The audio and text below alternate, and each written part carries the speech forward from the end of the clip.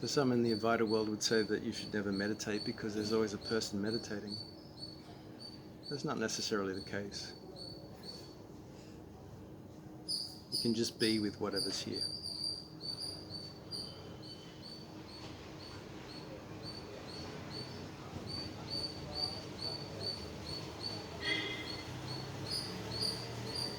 True meditation is about the fact that you're unavoidably consciousness, and consciousness allows all of the good and all the bad, even without labeling it actually. If you hear a sound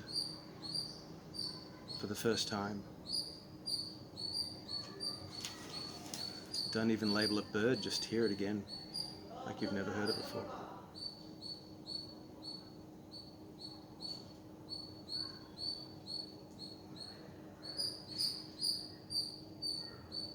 Maybe notice that you have absolutely no idea what happens next. And then notice what does happen next and see how unpredictable it was.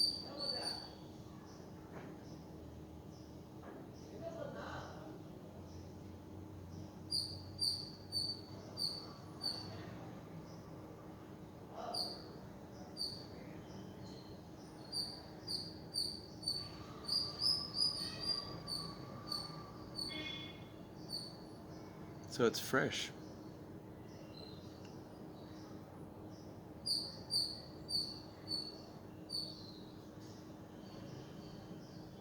And you can just let it be. Everything outside your body and inside your body, in a sense, is all outside you as consciousness. Your feelings are the same as the noise. They're all things being perceived by you, consciousness.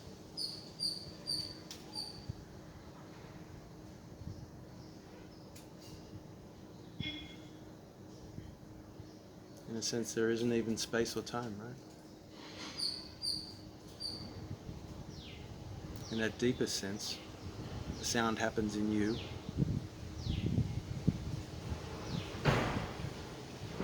and it's always now.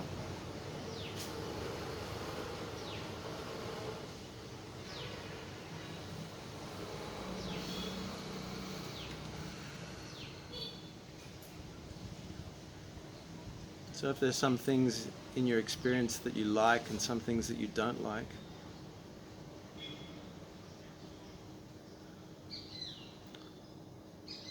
try to just notice that in a certain sense, from you as consciousness, there's no difference.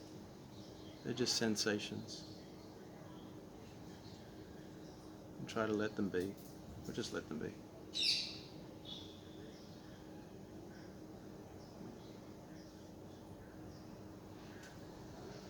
You could work on the things that you don't like internally, but also you can just paradoxically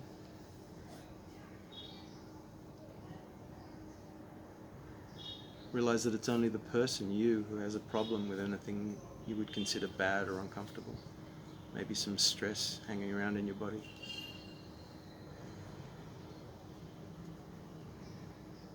But every single thing that you perceive is changeable by nature. It could be short waves or it could be long waves, you don't know.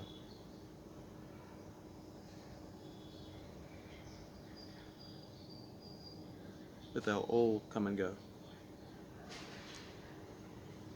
And yet you, as the perceiver,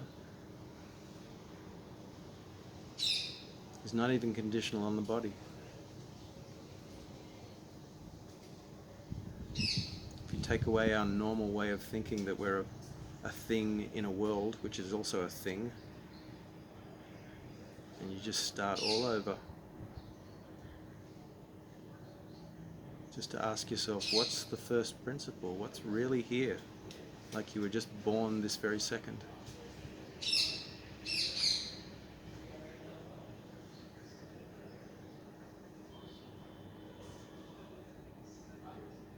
You would discover that this is you. I am.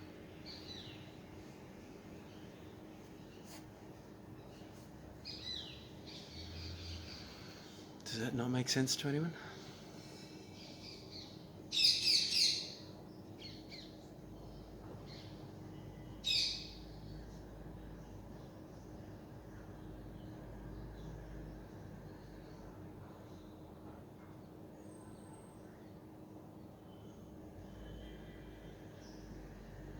So in that sense, everything you identify as a seemingly separate object is in fact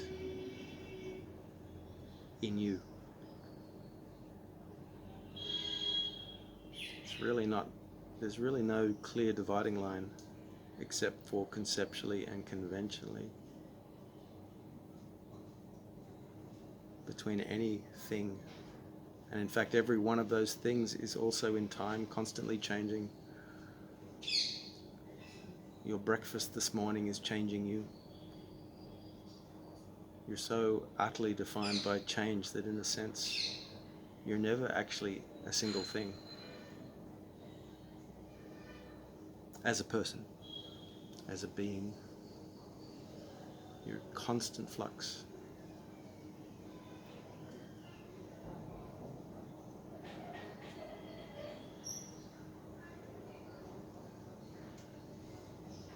So that's why the Buddhists mean by that everything in form is empty. Which sounds scary to some people, but the beauty of emptiness is that how could anything exist otherwise? How could it move? How could it have any character? It has to be empty.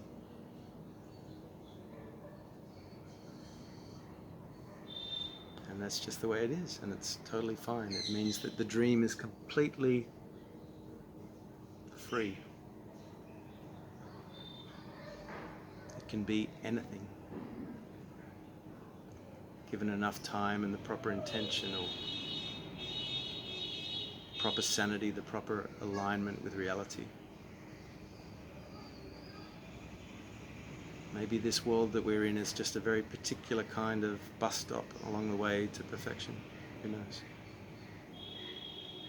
It looks very concrete, but in fact it's not very concrete at all.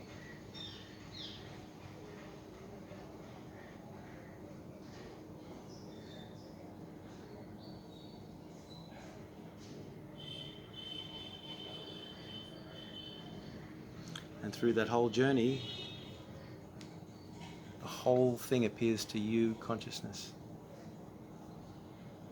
Every birth, every body, every event, every feeling leaves you untouched and unchanged, just richer for having experienced it.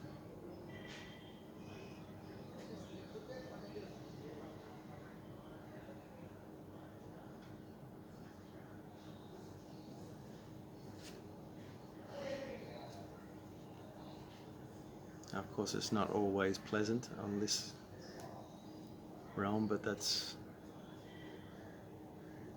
part of the learning, you could say.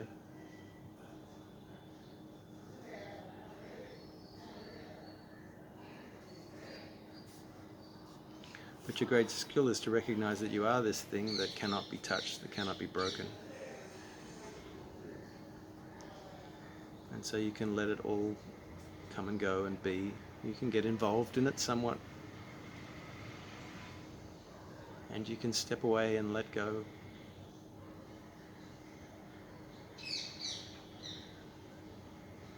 Either within the sense that you're doing it, or in another sense that it's all just being done and there's no you to do it.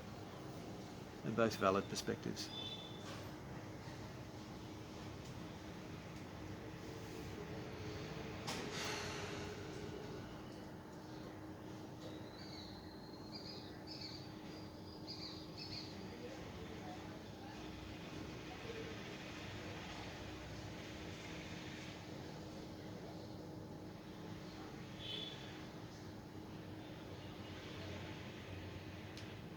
So try not to get too caught up in your mind. I hope I'm not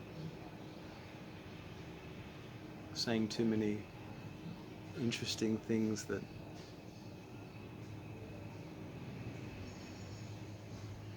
you hold on to them too much. Just try and feel the deeper sense of what that means about what you are.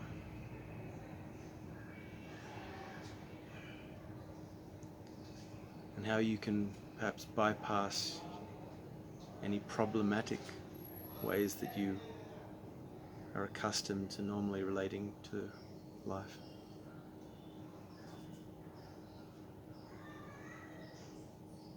By seeing your deeper self and being it. And what is the point? Because it has no content in a sense. You can never see it, you can only be it. It's a subtle thing. But in time, you start to get used to what that's like.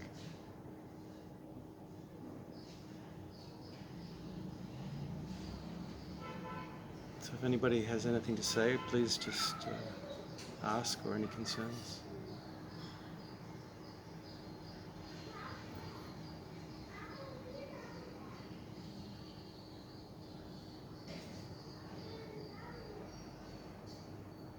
And if you want to connect with each other or look at each other, there's another way of integrating out into the world this same feeling.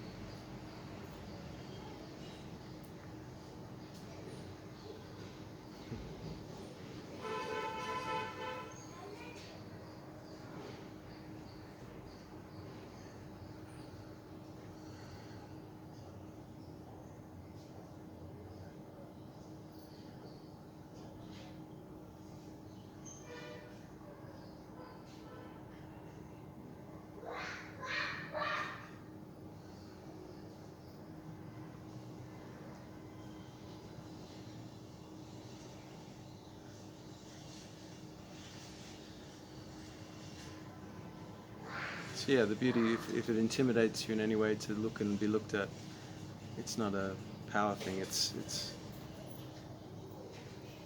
can just feel that it's like just being awake without having to operate your personality machinery or go into your mind in a big way. So if you want to speak, let's try to, as an exercise, try to... You can see the difference between when you're thinking and it's like you're going up here inside and you're accessing this part of your brain to find some thought from the past, which is okay at times. Sometimes you want to address some question, but there's another way of speaking, which is just to stay grounded and rooted in the consciousness experience and just speak completely freshly from it, not knowing what you're going to say.